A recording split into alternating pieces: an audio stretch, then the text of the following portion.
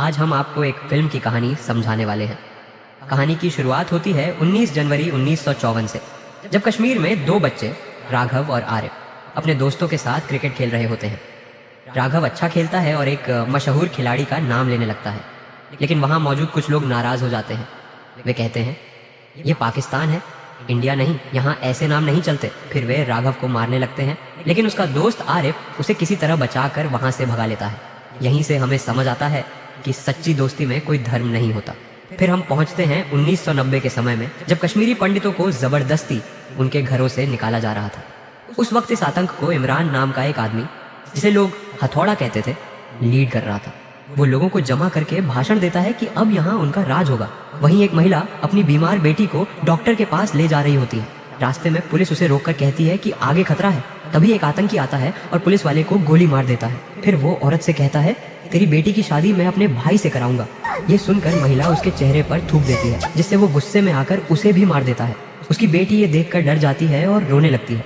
इसके बाद हम एक बुजुर्ग पंडित अशोक को देखते हैं, जो अपने पोते राघव को ढूंढ रहा है। बाद में उसे राघव और आरिफ मिल जाते हैं। तीनों साथ घर लौट रहे होते हैं। तभी एक पुलिस की जीप आती है और कहती है कि चलो, माहौल खराब है।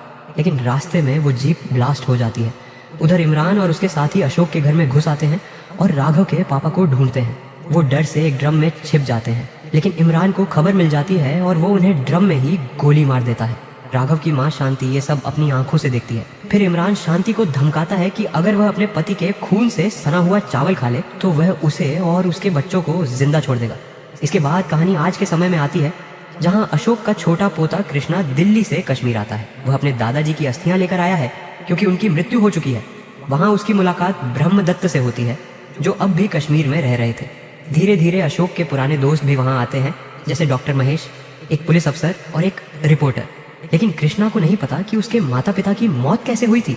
वह बस यही जानता है कि वे किसी एक्सीडेंट में मारे गए थे। इसके बाद सीन दिल्ली की यूनिवर्सिटी का होता है, जहाँ कृष्णा प्रोफेसर राधिका का लेक्चर सुन रहा होता है।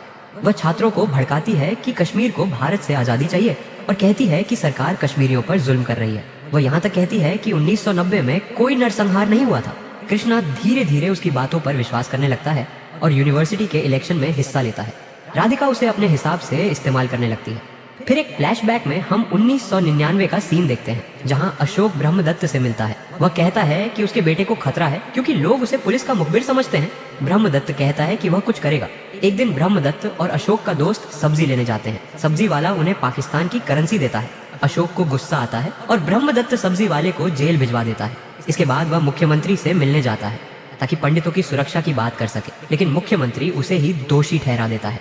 अब हम देखते हैं कि मुख्यमंत्री खुद आतंकी इमरान, जिसे बेटा कराटे कहा जाता है, से मिला हुआ है। सीन बदलता है और हम फिर वर्तमान में आते हैं, जहां ब्रह्मदत्त की पत्नी कृष्णा को उसके माता पिता की तस्वीर दिखा रही होती है। कृष्णा ने कभी अपने मम्मी पापा को देखा नहीं था, क्योंकि जब लोग कश्मीर से भागे थे तो कुछ भी साथ ले जाना मुमकिन नहीं था। ब्रह्मदत्त जब 1990 के नरसंहार की बात करता है तो कृष्णा कहता है कि ऐसा कुछ नहीं हुआ था। वो कहता है कि 5 लाख नहीं, सिर्फ 2 लाख पंडित कश्मीर छोड़कर गए थे और उन्हें नुकसान पहुंचाने वाले भी सेना के लोग थे। वह कहता है कि अगर हम किसी एक बच्चे को गाड़ी से बांध कर घसीटेंगे तो बाकी सबको आतंकी क्यों कहें।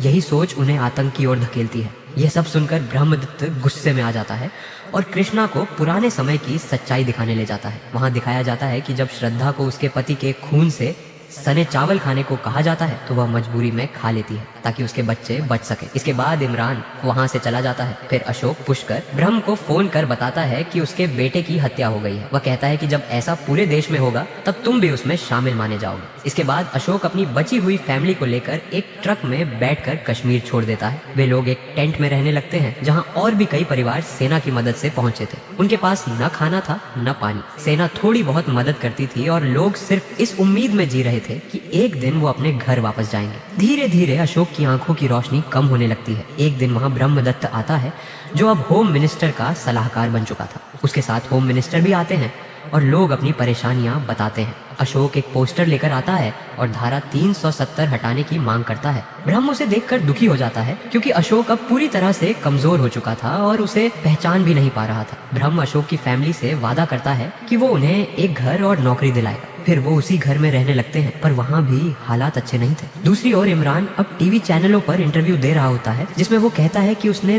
2025 लोगों को मारा, क्योंकि वो एक आजादी का सिपाही है। ये सब देखकर अशोक को बहुत दुख होता है और वो कहता है कि अब ये इंसान मीडिया में पहुंच गया है, जल्द ही पीएम तक पहुंच जाएगा। कुछ समय बाद अशोक की तबीयत बहुत खराब हो जाती है। मरने से पहले वह कृष्णा से कहता है कि उसकी अस्थियां उसके पुराने घर में ही विसर्जित की जाए। फिर कहानी दोबारा वर्तमान में आती है। ब्रह्मदत्त कृष्णा को सारी सच्चाई बताता है। कृष्णा अब समझ जाता है कि प्रोफेसर राधिका उसे झूठ बोल रही थी। राधिका ने तो उसे यहाँ तक कहा था कि वो इमरान से जरूर मिले। अगले दिन अशोक के पुराने दोस्त कृष्णा को उसके पुराने घर ले जाते हैं, जहाँ अब मंदिर की जगह आतंकी झंडा लगा हुआ था।